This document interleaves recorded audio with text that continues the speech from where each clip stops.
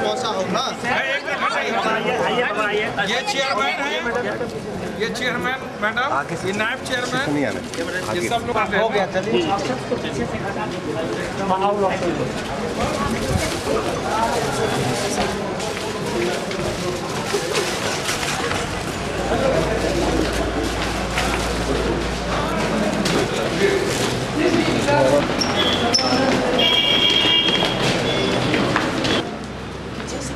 हट जाइए।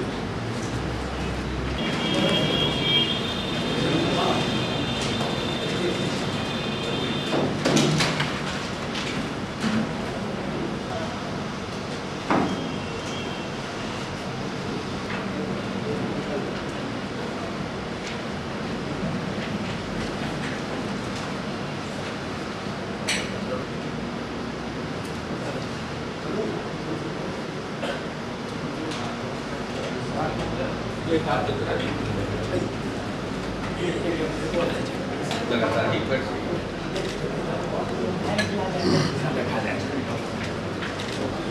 ये पूरा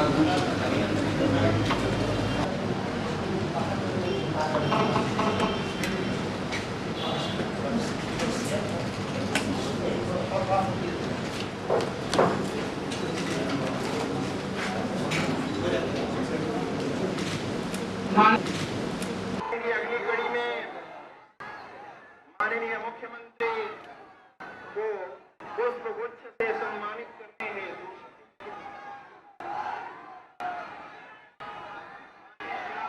महोदय को आग्रह करता हूँ पुष्प गुच्छ से माननीय मुख्यमंत्री जी का अभिनंदन करें।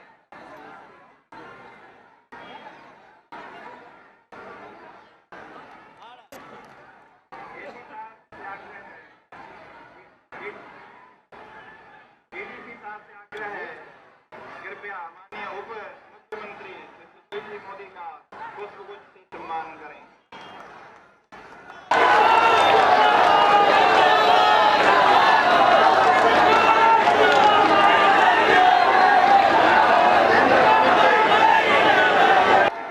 मिथिला पेंटिंग से चल रहे हैं, वो मिथिला पेंटिंग से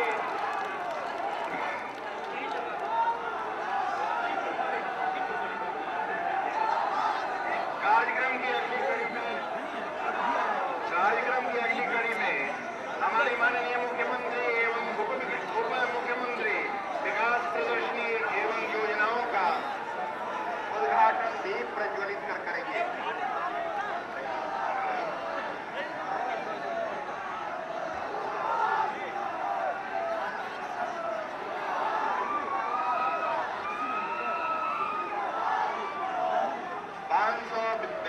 योजनाओं का उद्घाटन 4,19,46 लाख की व्यापक राशि से हमारे माननीय मुख्यमंत्री एवं माननीय उप मुख्यमंत्री के कार्यक्रमों से उद्घाटित होने जा रहा है और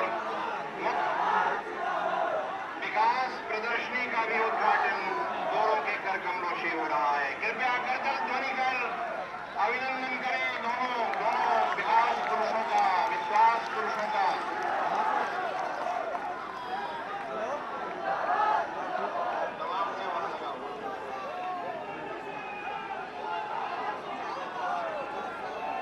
योजनाओं का लाभ एक इकाई ग्रामीण इकाई को प्राप्त हो रहा है, ये अपूर्व उल्लास का विषय है और हम प्रगति पथ पर तेजी से आगे बढ़ रहे हैं। जय तु बिहार, जय तु भारत। मुख्यमंत्री सामर्थ्य तिपहिया वितरण और भूदान पर्चा का वितरण भी हमारे माननीय मुख्यमंत्री के कार्यक्रमों से होना है। इस क्रम में आमंत्रित है भूदान पर्चाधारी 5 व्यक्ति। भूदान मंत्री कृपया तेजी से उनको मंच पर लाएं, तेजी से उनको मंच पर लाएं। मोदी जी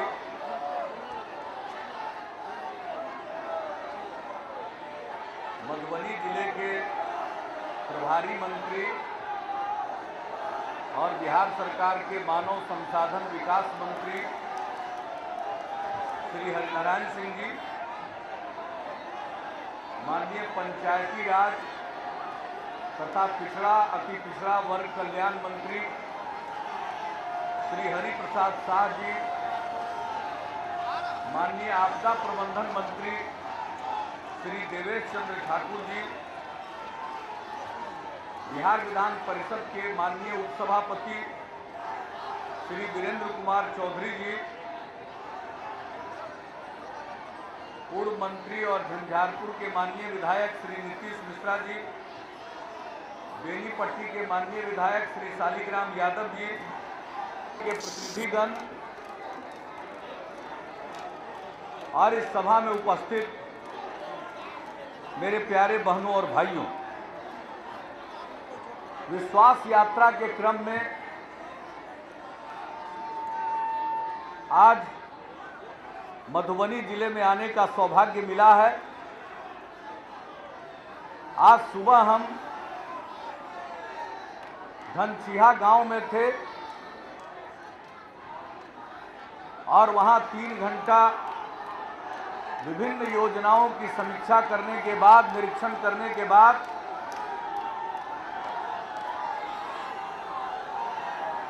आज हमने जिला में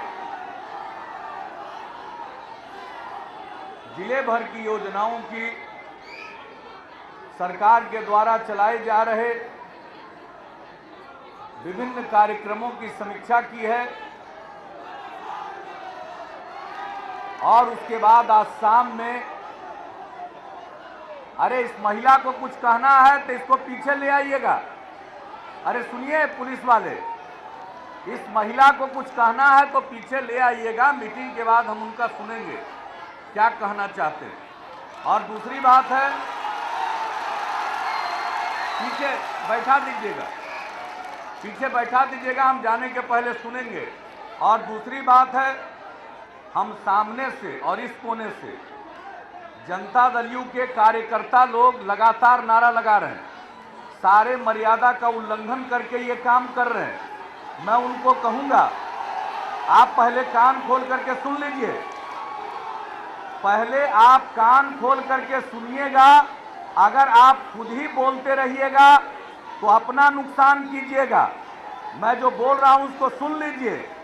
या तो अगर कोई बात कहनी है, पार्टी के मसले पर कोई बात कहनी है, तो ये फोरम, ये जनसभा उसका उपयुक्त मंच नहीं है।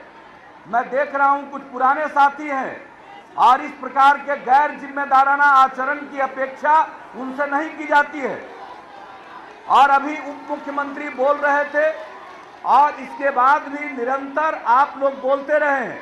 मैं एक अंतिम मौका आपको देता हूं, अगर आपको कुछ कहना है मुझको, तो इस मीटिंग के बाद आपकी भावना से हम अवगत हो जाएंगे। शांति से चुपचाप सभा की कार्यवाही चलने दीजिए। ये हजारों लोग सुनना चाहते हैं और आप मजाक और हंसी के पात्र बन रहे हैं और आप दावा करते हैं कि जनता दल यू के कार्यकर्ता और नेता हैं। आपको अगर पार्टी का कोई अंदरूनी मसला अध्यक्ष को लेकर, तो उसको कहने का ये तरीका नहीं है।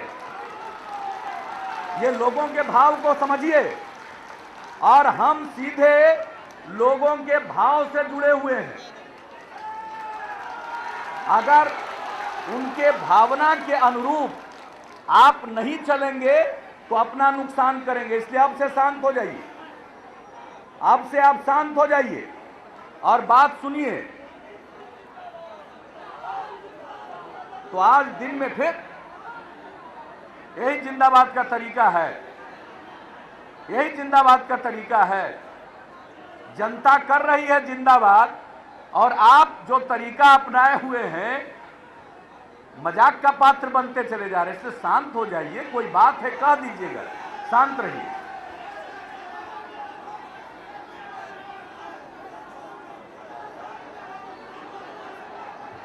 हमने जो कहा सुने आपकी नहीं सुने। अगर आपको मेरी बात सुनने के बाद भी हल्ला मचाना है तो फिर आपके साथ दूसरे ढंग से डील किया जाएगा, मैं बता देता हूं। अभी तक सब लोग मर्यादा का पालन कर रहे हैं, और अगर मर्यादा का उल्लंघन करिएगा तो मर्यादा तोड़ने वालों को डील करना हमको आता है। ये देख रहे हैं तालियों की गड़गड़ाहट, ये तालियों की गड़गड़ाहट से लोगों के मनोभाव को समझ नहीं रहे।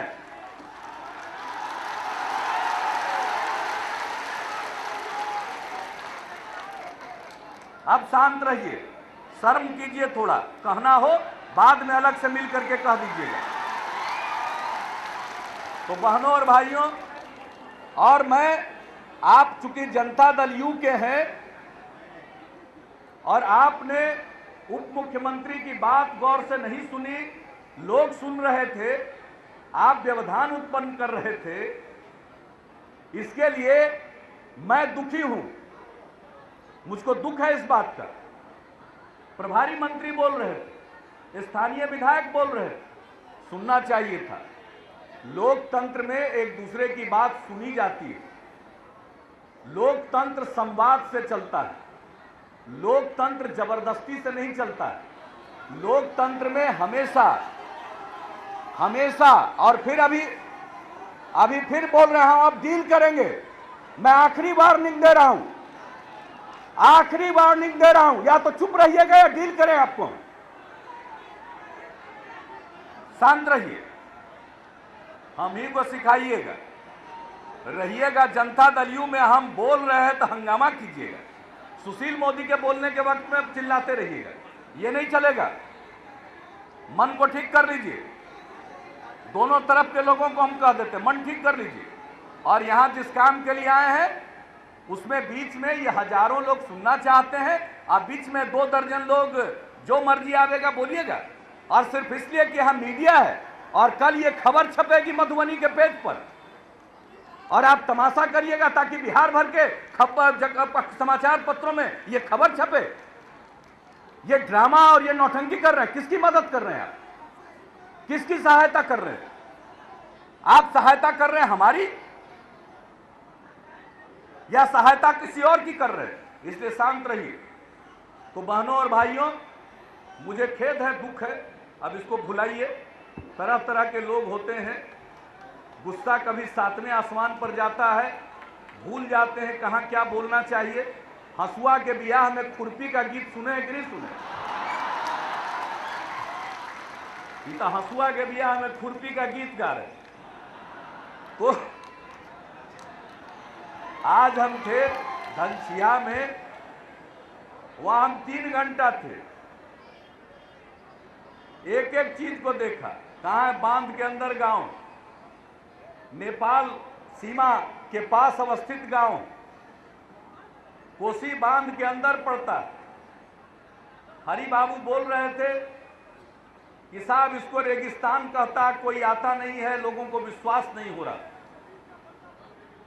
चिलचिलाती धूप में जितनी बड़ी संख्या में घंटों लोग रहे।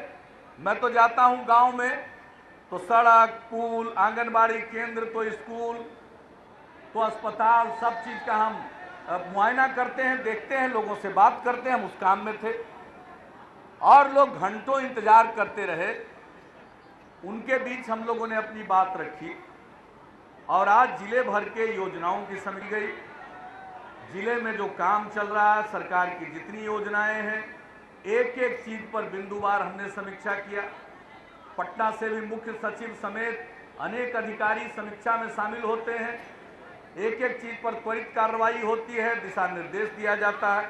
और आज शाम में आपके बीच आकर के हम लोगों की सरकार के द्वारा 4.5 वर्ष में जो भी काम किया गया है, उस काम का लेखा जोखा आज इस जनसभा के माध्यम से जनता के समक्ष प्रस्तुत किया गया है। अब फैसला आपको करना है, देखना आपको है। हम लोगों को जो प्रशासनिक तंत्र मिला था, लुंज पुंज, कोई काम नहीं होता था, और अभी माननीय उप मुख्यमंत्री जी ने बताया हमारा योजना का आकार क्या था। 2000 करोड़, 3000 करोड़ खर्च नहीं हो पाता था, और आज इस साल हम लोगों के योजना का आकार है 20,000 करोड़ रुपए का।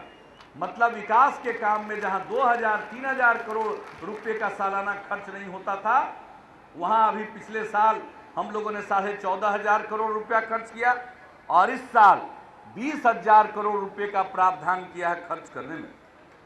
और आज बहुत लोग बोलते हैं कि दिल्ली के पैसा से विकास होता है। ये दिल्ली वाला नहीं है, ये हमारे राज्य योजना का हिसाब दे रहे हैं हम। इसमें दिल्ली और केंद्र प्रायोजित योजनाएं जो होती हैं, जिसमें दिल्ली का भी पैसा, पटना का भी पैसा, हम उन बातों का उल्लेख नहीं करते। हम लोगों ने अपने स्तर से अनेक योजनाएं चलाई और उसके आधार पर बहुत लोग कहता है दिल्ली के पैसा से। तो ये जो शिक्षा में लड़कियां बहुत पीछे थी, माँ बाप गरीबी के कारण अपनी बच्चियों को स्कूल नहीं भेजते थे, इस दुख को हम लोगों ने समझा। मिडिल स्कूल में भी पहुंचने पर लड़कियों का शरीर इतना बढ़ जाता है कि ठीक ढंग का कपड़ा उनको देना चाहिए। माँ बाप देने की स्थिति में नहीं रहते थे तो अपनी बेटियों को स्कूल भेजना बंद करते थे। इस दुख को समझते हुए हम लोगों की सरकार ने फैसला लिया कि जो भी लड़की मिडिल स्कूल में पहुंचेगी 6ठे क्लास में, हर लड़की को, चाहे वो APL हो, BPL हो, चाहे वो ऊंची जाति की हो, पिछड़ी जाति की हो, अति पिछड़े वर्ग की हो, दलित समाज की हो, महादलित समाज की हो, आदिवासी हो, हिंदू हो, मुसलमान हो, सिख हो, ईसाई हो, किसी धर्म मजहब को मानने वाली हो, किसी आय वर्ग परिवार से आने वाली हो, कोई जात की लड़की हो, हर लड़की को 6ठे क्लास में जाने पर साल भर में 2 जोड़ी कपड़ा, 1 जोड़ी जूती और एक बैग किताब कॉपी रखकर स्कूल जाने के लिए, खरीदने के लिए 700 रुपया हर लड़की को देना शुरू किया। नतीजा क्या हुआ? लड़कियां स्कूल पहुंचने लगी, 2 गुना 3 गुना की वृद्धि हो गई लड़कियों की संख्या में। हम लोगों ने देखा कि अब लड़की सिर्फ स्कूल जाएगी, मिडिल स्कूल तक पढ़ेगी, हाई स्कूल भी उसको जाना चाहिए। तो हाई स्कूल में पहुंचने के लिए दूर दूर में हाई स्कूल है, लड़की जाए कैसे? तो हमने लड़कियों को हाई स्कूल पढ़ने के लिए, कोई भी लड़की 9वें क्लास में जब पहुंचे तो उसको साइकिल खरीदने के लिए हम लोगों ने पैसा देना शुरू किया। सबको, चाहे किसी जात की हो, किसी मजहब की हो, किसी आय वर्ग की हो, APL हो, BPL हो। उसका क्या नतीजा हुआ? 2007 में हम लोगों ने योजना शुरू की, 1,60,000 70,000 के करीब पहले साल साइकिल के लिए पैसा देना पड़ा और 3 साल के अंदर 2010 में इस साल लड़कियों की संख्या बढ़कर हो गई है 4,90,000। और जब लड़कियों को हम लोगों ने साइकिल दिया, लड़कियों में आत्मविश्वास आया। पटना और मधुबनी में लड़की साइकिल नहीं चलाती थी, आज गांव-गांव से लड़की साइकिल चलाकर स्कूल जा रही है। उसके मन में जो आत्मविश्वास आया, उसके चेहरे पर जो खुशी दिखी, तो लड़कियों की संख्या बढ़ गई, माँ बाप भी भेजने लगे। लेकिन जब हमने देखा कि लड़कों में थोड़ी मायूसी आ रही है, लड़की को मिले तो ठीक, लेकिन लड़का सबको लगे कि हम लोगों के लिए कुछ नहीं हो रहा, तो हम लड़की को पढ़ाना चाहते थे, क्योंकि बहुत कम पढ़ रही थी। और लड़की जब ससुराल जाएगी, अगर पढ़ी लिखी रहेगी तो पूरे खानदान को पढ़ा देगी, इसलिए लड़कियों की शिक्षा पर हमने जोर दिया। लेकिन हमारा मकसद है लड़की को स्कूल पहुंचाना, लेकिन इसका मतलब ये नहीं था कि लड़का हमारा उदास हो जाए, मायूस हो जाए, घर बैठ जाए, रूठ जाए। तो हम लोगों ने तय किया कि अब लड़कों को भी लड़कियों की तरह ही साइकिल खरीदने के लिए पैसा देंगे, और वो योजना हमने शुरू कर दी। तो आप समझ लीजिए, 2007 से हम लोगों ने शुरू किया है और इस साल को मिला देने के बाद इस बिहार में हमारी सरकार ने 25 लाख साइकिल खरीदने के लिए पैसा बांटा। तो ये कहां का पैसा आया? ये बहुत लोग बोलते हैं दिल्ली के पैसा से। ये जो साइकिल ही नहीं है, इसने समाज में परिवर्तन ला दिया, समाज के सोच में परिवर्तन ला दिया। इसको कहते हैं सामाजिक परिवर्तन। हमारी किसी एक योजना ने पूरे समाज में परिवर्तन ला दिया, तो वो है हमारी बालिका पोशाक योजना और बालिका साइकिल योजना। और अब बालक साइकिल योजना भी, इसने परिवर्तन ला दिया। तो ये हमने अपने पैसे से किया। आज सड़कें बन रही, बहुत लोग कहते हैं दिल्ली के पैसे से बन रहा। मुझको ज्यादा कुछ नहीं कहना है, कल के अखबार में पढ़े होंगे, परसों संसद में जो केंद्रीय सड़क परिवहन मंत्री हैं उन्होंने जवाब दिया है कि बिहार को 711 करोड़ रुपया जो एनएच पर राष्ट्रीय उच्च पथ पर खर्च किया है बिहार सरकार ने, हम नहीं देंगे। ये बयान आया और कहा है कि केंद्र से बिना पूछे नेशनल हाईवे पर पैसा लगा दिया। आप समझ लीजिए, हम अपने गांव की सड़क ठीक कर रहे हैं,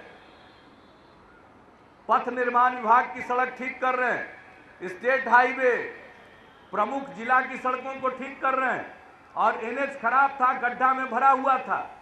तो मेरे सामने तो दो ही विकल्प था, एक ही विकल्प था, या तो हम उन गड्ढों के पास अपने पिछले बिहार के सरकार में जिनको काम करने का मौका मिला 15 साल, उन लोगों का अनुकरण करते हुए गड्ढा के बगल में वहां पर बोर्ड टंगवा देते कि ये भारत सरकार की सड़क है और खराब है, या फिर हम उन सड़कों को ठीक करते। हमारी सरकार ने, पथ निर्माण विभाग ने, हमने पता नहीं कितनी बार कोशिश की कि भारत सरकार उसको ठीक करने के लिए पैसा दे, तो पैसा भी नहीं दे रहे। तो हम लोगों ने सोचा कि भाई हम अपना पैसा लगा करके सड़क ठीक कर देंगे, अब बाद में बिल भेजेंगे, देने का मन होगा तो देंगे। तब तो हो गया, बिहार सरकार ने भारत सरकार की सड़क को ठीक करने में 711 करोड़ रुपया लगा दिया।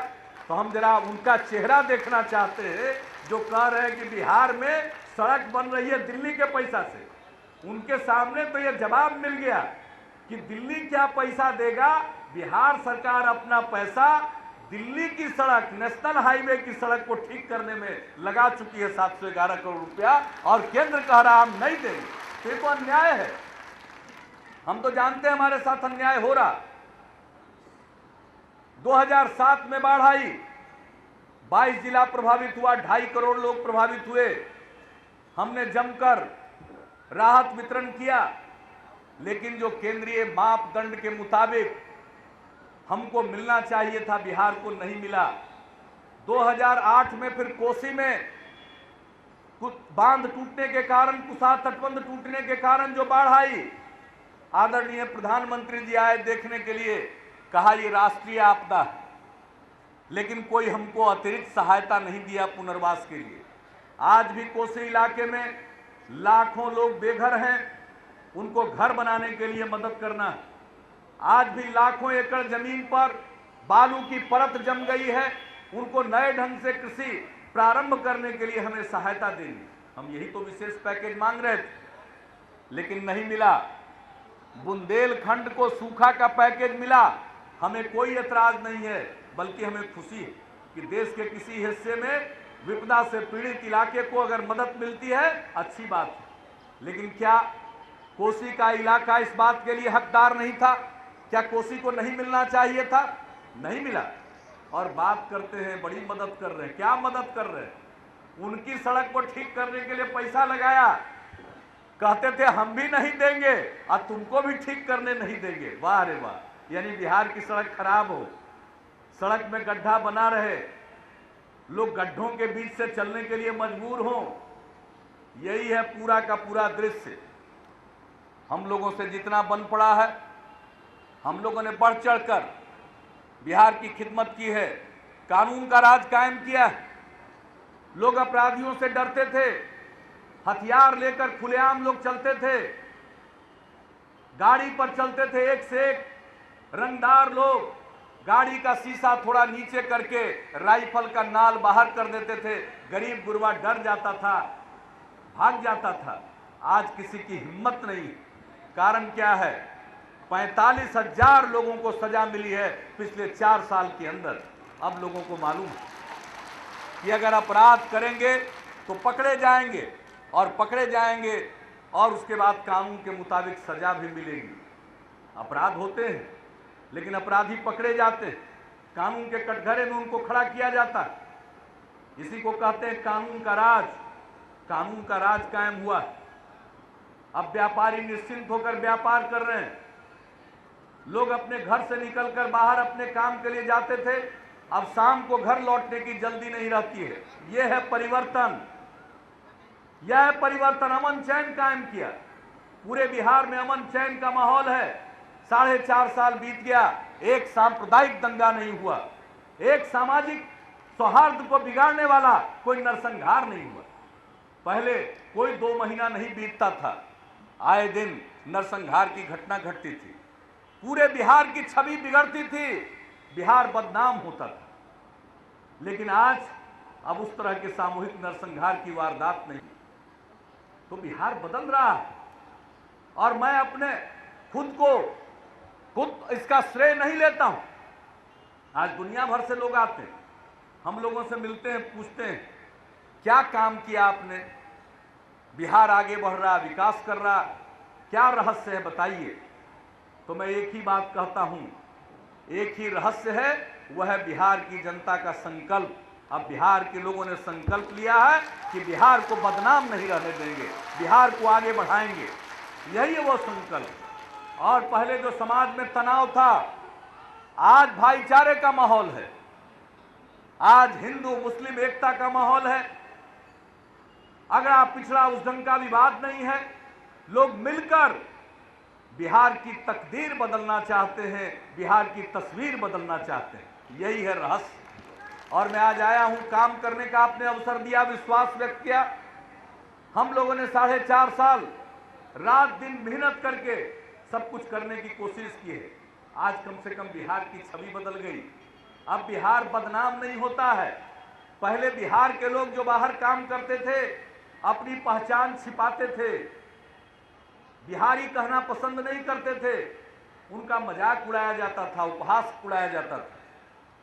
लेकिन आज लोग अपनी पहचान छिपाते नहीं, अब बिहारियों को कोई जलील नहीं करता। तो ये परिवर्तन आया है, ये आपके चलते परिवर्तन आया।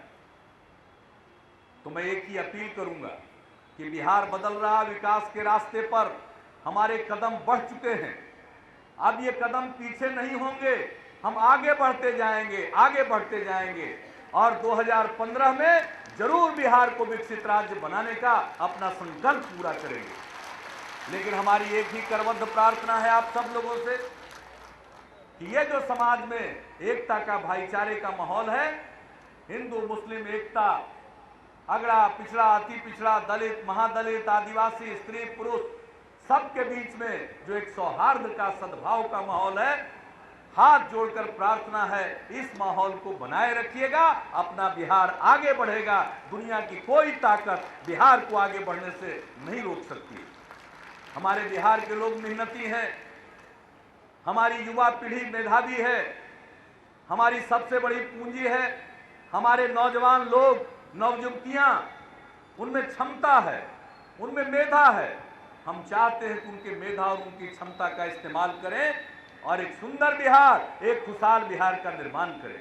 और ये होगा आप सबके परिश्रम के बदौलत, सहयोग के बदौलत जरूर होगा, हम जरूर कामयाब होंगे। और ऐसा बिहार बन रहा है कि बिहारी कहलाना अपमान नहीं, बिहारी कहलाना शान का विषय है। तो इन्हीं शब्दों के साथ आज कई योजनाओं का लोकार्पण हुआ है, इसके लिए मैं अपनी शुभकामनाएं देता हूं। और मैं एक ही बात कहता हूं, मैं पूरे देश में कहता हूं कि अगर देश का विकास होना है तो बिहार का विकास होना जरूरी है। और उसी तरह से अगर बिहार को विकसित प्रदेश बनना है तो मिथिला का विकास जरूरी है। तो मिथिला का विकास, बिहार का विकास, देश का विकास, सबके लिए हम प्रतिबद्ध हैं। और हमारा कार्यक्रम है न्याय के साथ विकास। न्याय के साथ विकास का मतलब है सभी इलाके का विकास और समाज के सभी तबके का विकास। मिथिला 2 हिस्सों में विभक्त था। जब केंद्र में अटल जी के नेतृत्व में हम लोगों की सरकार थी, उस 2 हिस्से को जोड़ने के लिए निर्मली में कोसी पर महासेतु के निर्माण का कार्य प्रारंभ हुआ। इसके बाद हम लोगों ने कोसी पर 2 और महासेतु के निर्माण को मंजूरी दी। हम गंडक पर 2-2 पुल बना रहे हैं, गंगा नदी पर 2 पुल और बना रहे हैं, सोन नदी पर पुल बना रहे हैं। सारे क्षेत्रों में, बिहार के हर क्षेत्र में, चाहे वो मिथिला का क्षेत्र हो, भोजपुर का क्षेत्र हो, मगध का क्षेत्र हो, कोई भी क्षेत्र हो, हर क्षेत्र को हम लोग जोड़ना चाहते हैं। और हमारा एक लक्ष्य है कि हम बिहार में इतनी सड़क बना दें और ऐसी अच्छी सड़क बना दें कि बिहार के किसी भी दूर दराज गांव से भी चलकर अगर कोई राजधानी पटना पहुंचना चाहता है तो उसको 6 घंटा से कम समय लगना चाहिए, चाहे वो किशनगंज के इलाके का दूर दराज देहात का आदमी हो, नेपाल के सीमावर्ती इलाके से हो, चंपारण में धनहा के इलाके से हो, दक्षिण बिहार में चलिए कैमूर की पहाड़ियों से हो, जमुई के जंगलों से हो, हर जगह से आदमी पटना पहुंच जाए 6 घंटा से कम समय में, ऐसा बिहार बनाना चाहते हैं। तो हमारे लोग मेहनती, युवा पीढ़ी मेधावी, आइए हम सब संकल्प लें कि अब इस बिहार को आगे बढ़ाएंगे और मिलजुल कर रहेंगे। और ऐसा करने से फिर हमको आगे बढ़ने से दुनिया की कोई ताकत रोक नहीं सकती। आप मधुबनी के लोग इतने उत्साह के साथ यहाँ आए, आज धनसिया में भी लोगों का उत्साह देखा, यहाँ भी हमने आपका उत्साह देखा। आपके इस उत्साह से हम सभी उत्साहित होते हैं और हम सब मिलकर बिहार को आगे बढ़ाएंगे। इन्हीं शब्दों के साथ आप सबको ढेर सारी शुभकामनाएं, बहुत बहुत धन्यवाद। जय हिंद। क्या सिनेमा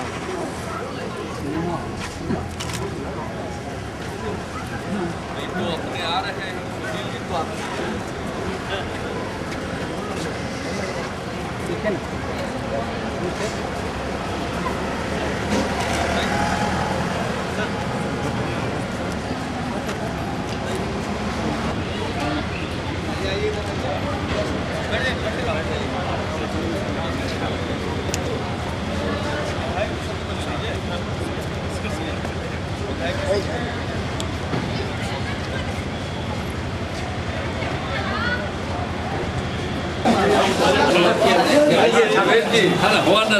देवेश जी के देवेश जी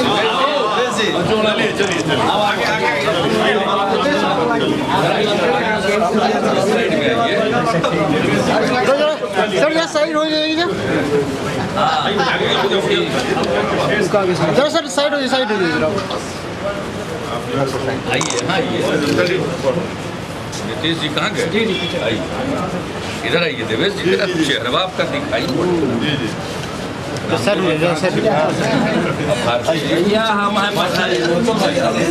नीचे कीजिएगा तो आप लोग जरा साइड हेलो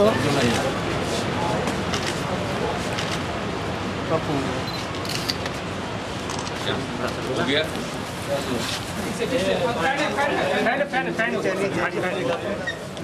फैन